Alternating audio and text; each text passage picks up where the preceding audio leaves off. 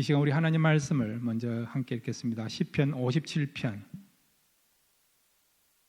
1절에서 우리 11절까지 함께 읽겠습니다. 시편 57편 1절에서 11절까지 말씀입니다.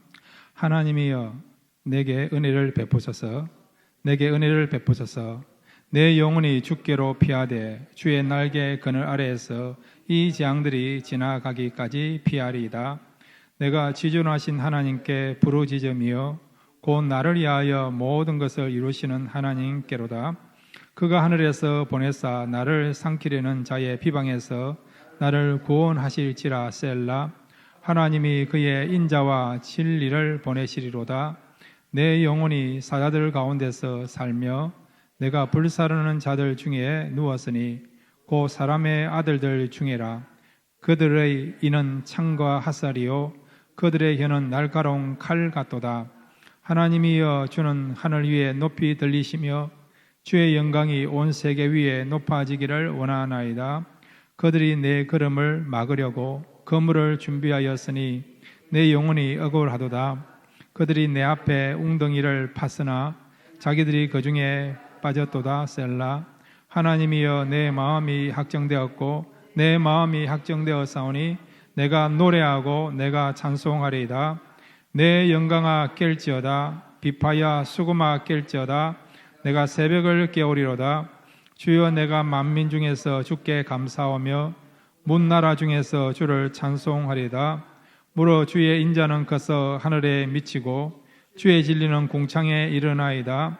하나님이여 주는 하늘 위에 높이 들리시며 주의 영광이 온 세계 위에 높아지기를 원하나이다. 아멘. 이 시간 오늘 영어 메시지나 또 한국 메시지를 통해서 다시 한번 하나님께 감사할 수 있는, 감사를 회복할 수 있는 복된 시간 되게 해달라고 말씀을 생각하시면서 우리 다 같이 주여 한번 부르고 함께 기도하시겠습니다. 주여 아버지 감사합니다.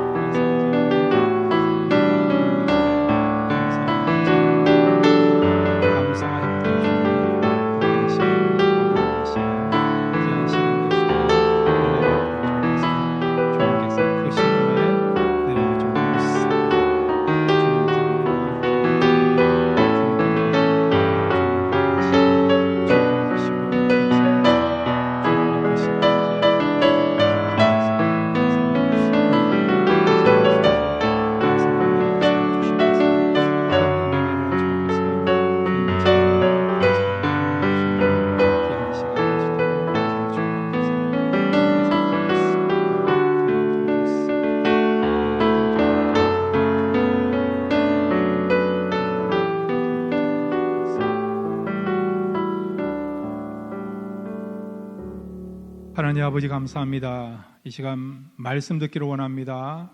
말씀에 집중하도록 도와주시고 말씀을 우리가 사모하는 마음으로 들음으로 이 말씀을 통해서 하나님의 음성을 들을 수 있는 귀한 시간 되게 하여 주옵소서. 예수님의 이름으로 기도드렸습니다. 아멘. 우리가 해마다 미국에서는 11월 넷째 주 목요일을 땡스기빙 그런 절기로 지키고 있지 않습니까? 우리 교회에서는 땡스기빙이 있는 그 주간에 추수감사절 예배를 드립니다. 한국 교회는 11월 셋째 주에 드려요. 우리 미국보다 한 주 빨리 드립니다. 자, 그러면 우리가 왜 이렇게 추수감사절을 드립니까? 그 이유는 뭐냐니까 감사가 중요하기 때문에. 그래서 그것을 우리가 잊지 않고 소중히 여기고 간직하고자 해마다 추수감사절 예배를 드리는 거죠. 우리는 자꾸 이렇게 1년에 한 번씩 절기마다 행사를 가지면 타성에 젖는 경우가 타성에 땡스기빙 되었거나 성탄절이 되었거나 부활절이 되었거나. 그런데 여러분 이런 절기를 주신 이유는 혹시라도 우리가 그 소중함은 절기에 대한 소중함을 잊어버릴 수 있기 때문에 잊어버리지 말라고 그런 중요성들을 늘 인식하라고 이런 절기를 우리에게 허락하셨고 이런 절기에 대한 그런 주의를 지키라고 말씀하고 있는 것입니다. 원래 우리 땡소기병 주일 추수감사절은 그냥 우리가 연례적인 그런 주일이 아니고요. 우리 생애에 하나님 앞에 최고의 감사를 드릴 수 있는 추수감사절이 되기를 바랍니다. 그렇게 할 수 있습니다. 적당하게 할 수도 있지만은 최고의 감사를 드릴 수 있는. 그래서 여러분 생애 2024년도 추수감사절은 내 생애에 있어서 하나님 앞에 가장 최고의 감사를 드리는 추수감사절이었다.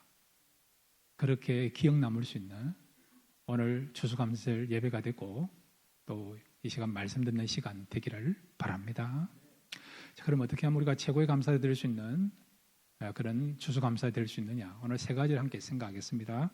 첫 번째로 한번 따라해 주시기 바랍니다. 마음을 확정하면 감사할 수 있다. 어떻게 하면 우리가 최고의 감사를 드릴 수 있습니까? 마음을 확정하면 최고의 감사를 드릴 수 있다는 거예요, 여러분. 오늘 이 시편 57편은 다윗의 생애에 가장 힘들 때에 쓴 그런 시가 시편 57편입니다. 도대체 얼마나 힘든 상황인가? 여러분 그 시편 57편 1절 앞에 있는 그런 내용을 보면요. 다윗의 믹담시 인도자를 따라 알다스헷에 맞춘 노래 다윗이 사울을 피하여 굴에 있던 때에 사울에게 쫓겨가지고 지금 다른 데는 다 발각이 될 것 같으니까 굴에 숨어 있는 그런 순간에 이 시편 57편을 쓴 거예요.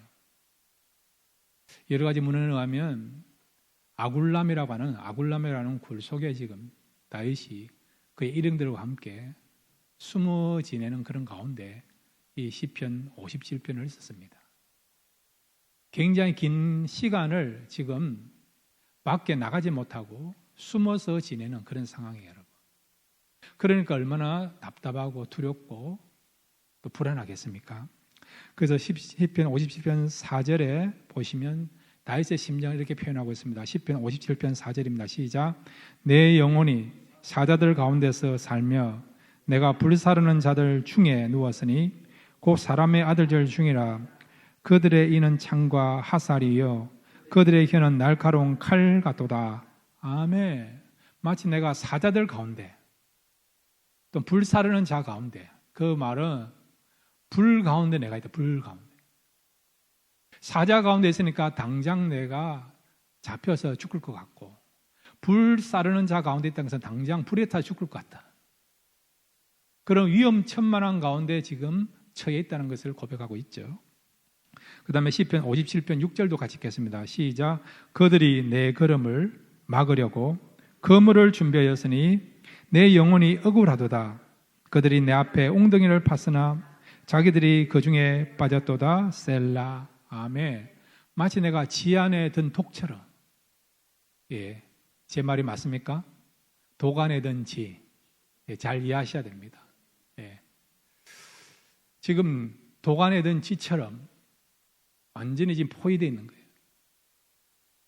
그물로서 나를 치려고 하는, 사방팔방에 나를 치려고 하는, 나를 잡으려고 하는 그물이 지금 깔려져 있다는 거예요.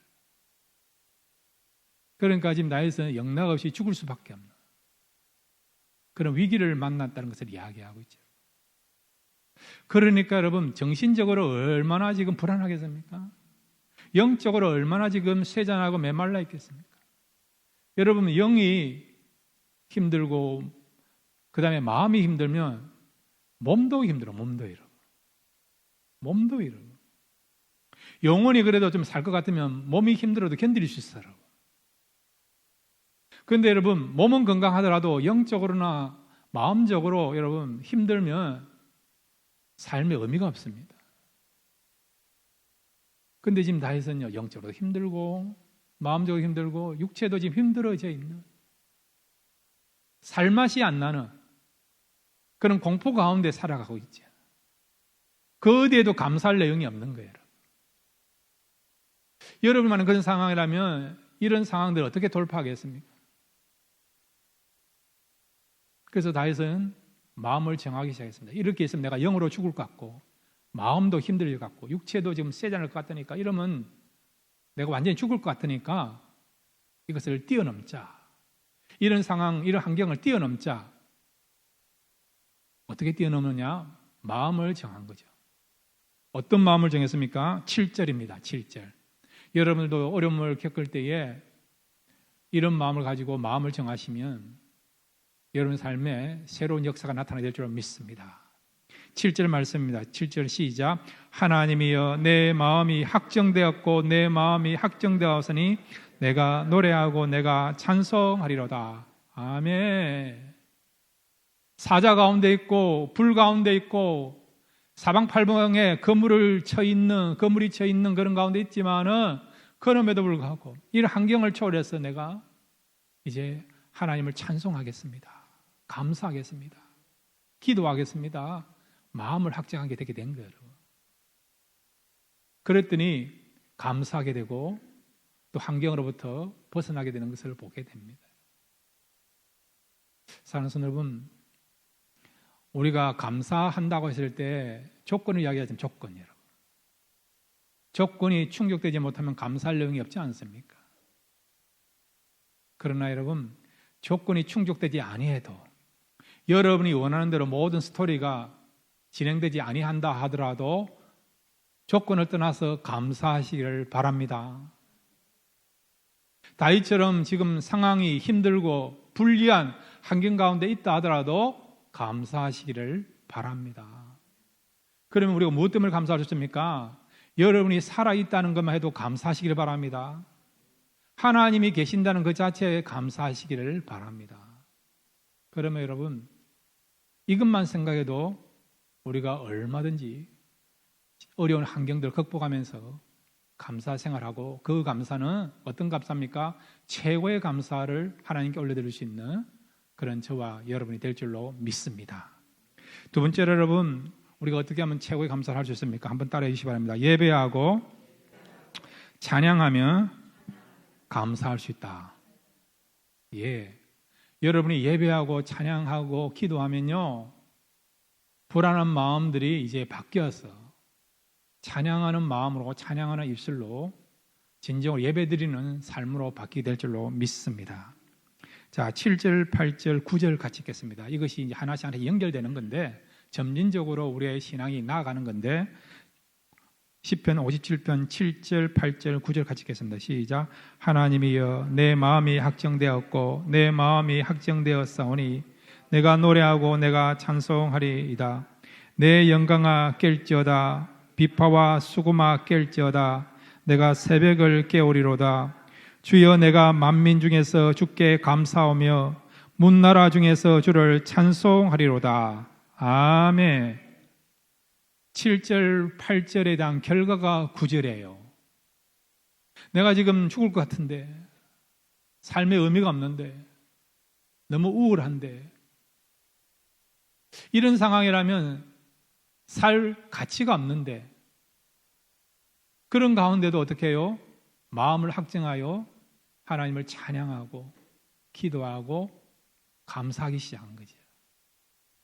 그랬더니 이제 9절에 어떻게 나타나느냐? 주여 내가 만민 중에서 주께 감사하며 문나라 중에서 주를 찬송하리다. 아멘. 진정한 감사가 나오기 시작한 거죠. 찬양하고 기도하고 그 다음에 예배 드렸더니 비로소 그 입에서 뭐라고요? 감사가 나는 거예요. 그래서 예배가 중요하다는 거예요. 찬송이 중요하고 기도가 중요하다는 거예요. 여러분, 감사할 내용이 없고 앞을 봐도 불안하고 뒤를 봐도 불안하고 옆을 봐도 걱정이고 그런 상황이라 하더라도 그런 마음을 가지고 여러분 예배하시고 기도하시고 오히려 찬양하시며 진정한 감사를 드릴 수 있는, 그것도 그냥 감사가 아니고 최고의 감사를 하나님께 올려드릴 수 있는 그런 저와 여러분이 될 줄로 믿습니다. 정광이라는 목사님이 쓴 평생 감사라는 책이 나와요, 여러분. 그 내용 가운데 어떤 내용이 있는가 하니까 어떤 믿음이 좋은 부부가 계셨어요. 근데 그 아들이 20살쯤 되어서 전쟁터에 나가가지고요. 그만 적의 총을 맞고 죽은 것이에요. 20살 아들이니까 얼마나 귀하겠습니까? 근데도 이 두 부부는요, 아들을 먼저 세상에 아들을 먼저 보냈지만은, 아들을 잃었지만은 하나님 앞에 나와서 예배드리며 감사했다는 거예요. 그 내용이 뭡니까? 하나님, 그래도 20년간 이 아들과 함께 생활하게 하신 것을 감사드립니다. 그렇게 감사했다는 거죠. 그리고 이 아들을 어떻게 해요? 하나님이 받아주셔서 천국에 들어가게 하신 것을 감사드립니다. 그런 감사를 듣다는 내용을 그 책에서 제가 읽어본 적이 있습니다. 손양원 목사님도 1948년도 여수 반란 사건 때에 두 아들 동인이와 동신이를 잃었죠. 두 아들을 어느 날 한날에 다 잃은 것입니다. 두 아들의 시신을 안고 울부짖은 거죠. 그런데 하나님께 또 감사를 드렸어요. 어떤 감사 드렸냐? 이 아이들이 고등학교만 졸업하면 미국에 유학 보내려고 했는데 하나님께서는요, 미국보다 더 좋은 천국에 유학 보내게 하신 것을 감사드립니다. 그렇게 하나님 앞에 감사드렸다는 내용을 제가 읽어본 적이 있습니다.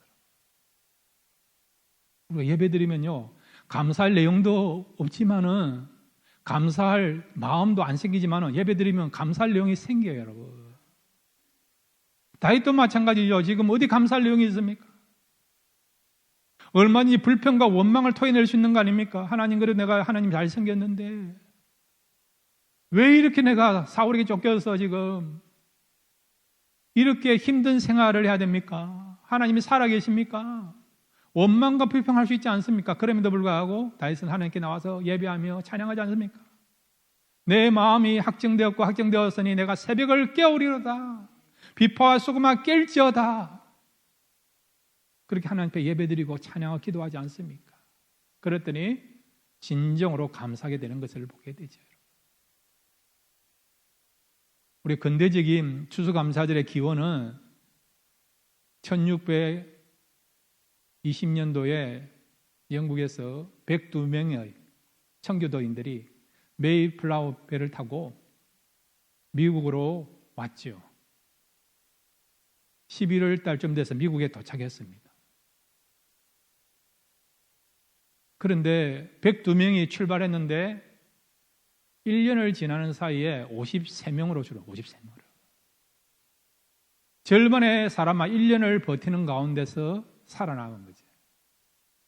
그리고 1621년도에 11월 달에 첫 번째 추수감사절 예배를 드리죠. 감사할 내용이 어디 있습니까? 함께 왔던 사람들 가운데 절반이 죽었는데, 가족을 잃어버렸는데,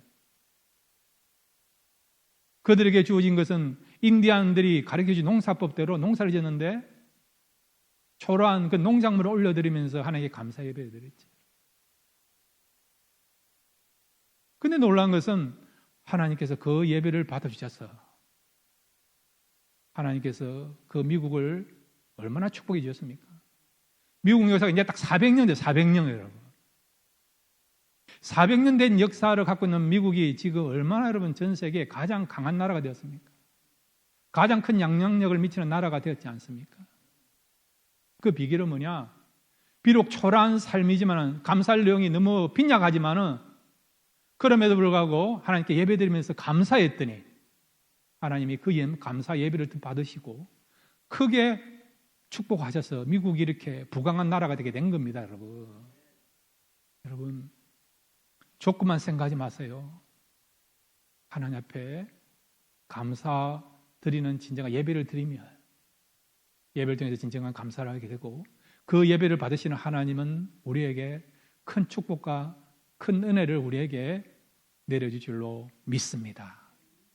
세 번째로 여러분, 최고의 감사를 어떻게 할 수 있습니까? 한번 따라해 주시기 바랍니다. 행동으로 옮기며 감사할 수 있다.